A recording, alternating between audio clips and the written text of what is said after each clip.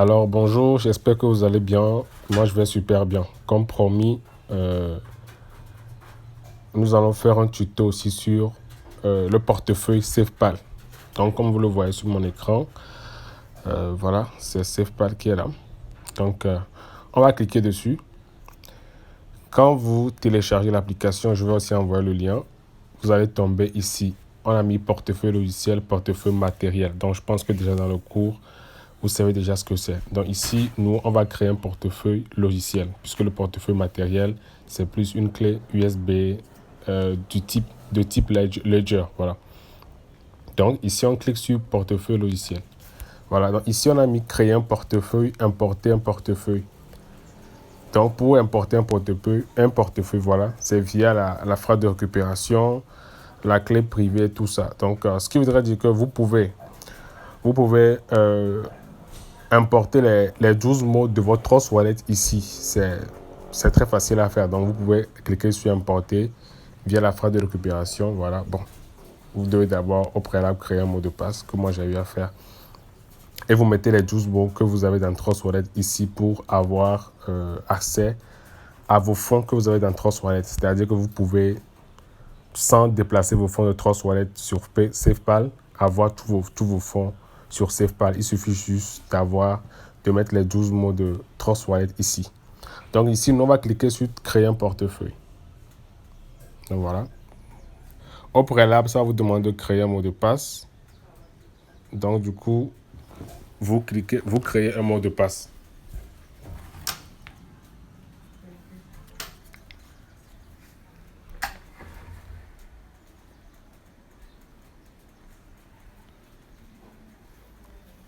Donc voilà.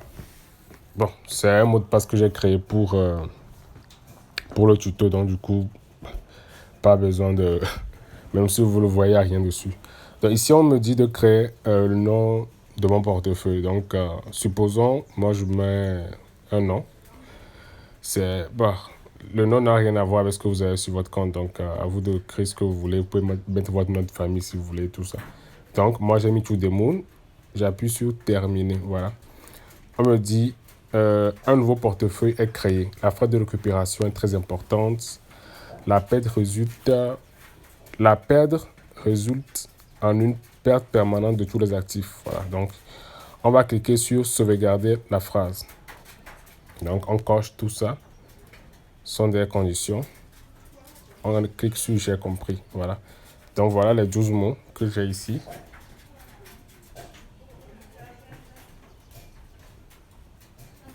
Voilà.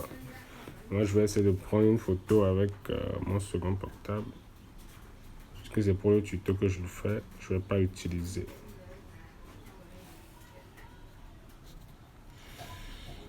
Une seconde, je vais prendre mon portable et voilà. Prends la photo.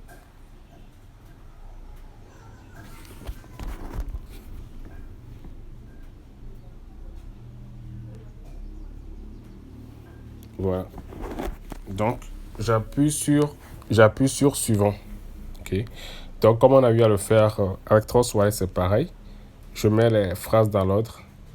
Ici, bracket, Satoshi, Fantasy, Large, Ahead, Hedged Rod, Stable, Fréquent, Surround, Abuse, Spring, Chauve. Voilà. Donc, j'ai tout mis dans le bon ordre. J'appuie sur suivant. Et voilà que mon portefeuille vient d'être créé. Tout simplement. Comme vous le voyez. Voilà. Donc, en bas, comme dans l'autre aussi, nous avons un portefeuille. Ici, nous avons un marché. Ici, c'est un peu plus différent. Voilà. Ici, nous avons le DAP. On en reparlera. Nous avons ici le swap. Voilà. Comme dans Trust Wallet, c'est pratiquement la même chose. Donc ici, on peut déjà même par défaut, vous voyez que vous avez Bitcoin, Ethereum, BNB, le BEP20 et le BEP2. Nous avons SafePal. Le portefeuille Trust Wallet aussi a un jeton. Le portefeuille SafePal aussi a un jeton qui est à 2,57 $ actuellement. Donc on peut ici, bon, c'est juste pour faire des recherches. C'est-à-dire que si vous avez plusieurs jetons, au lieu de scroller pour trouver, vous faites de la recherche directement. OK?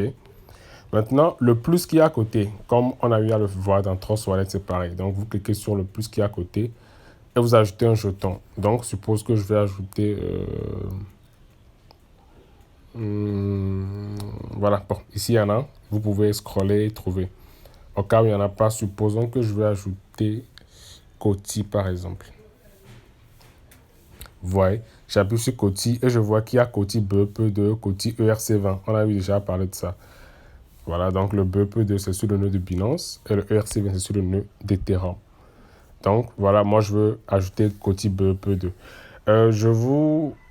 Bon, pour info, le BEP2 est plus moins cher que le ERC20. C'est-à-dire que si vous avez coté sur le ERC20 que vous le faites des retraits, vous pouvez payer jusqu'à $30 de frais.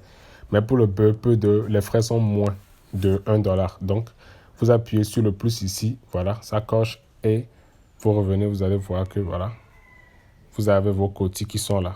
Donc, c'est une manière aussi d'ajouter les pièces. Donc, pour pouvoir acheter, vendre, bon, plutôt envoyer, recevoir, c'est la même chose aussi.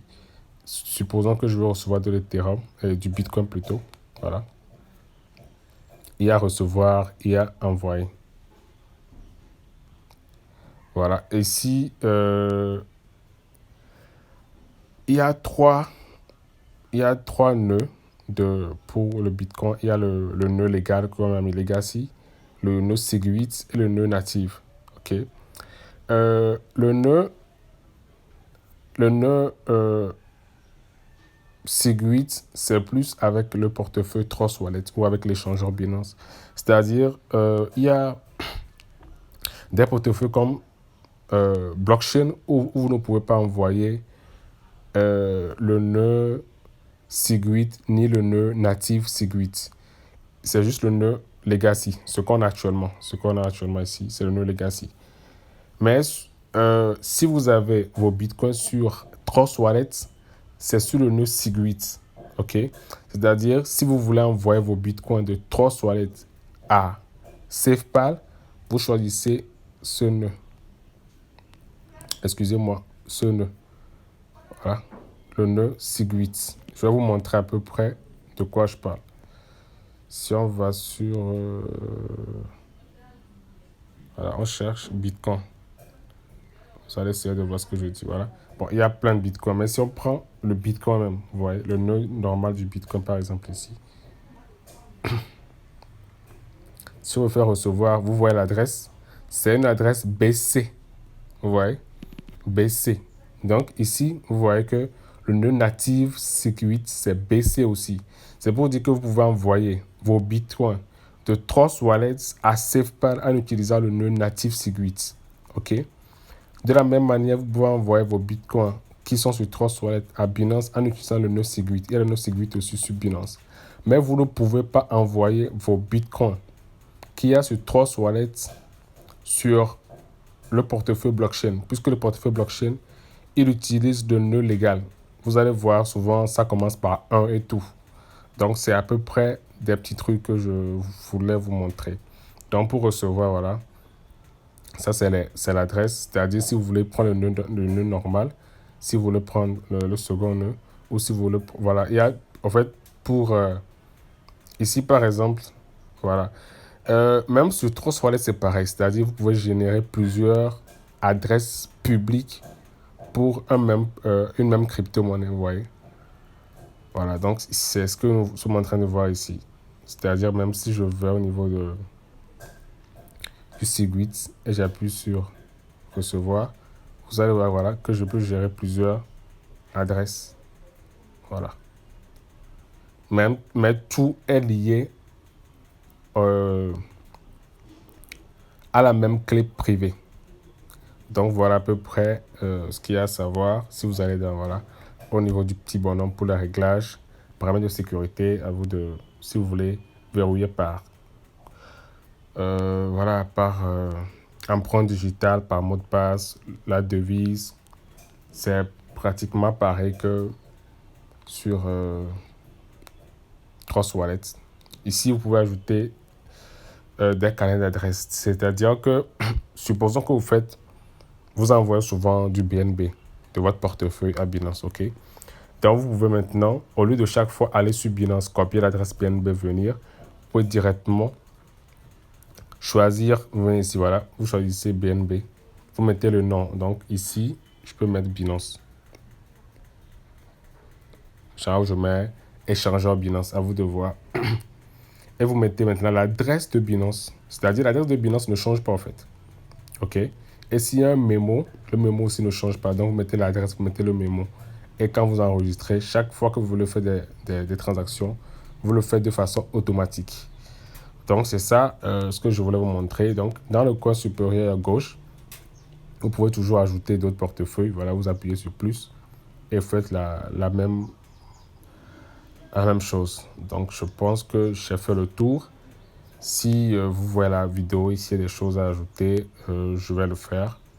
Donc, bonjour chez vous.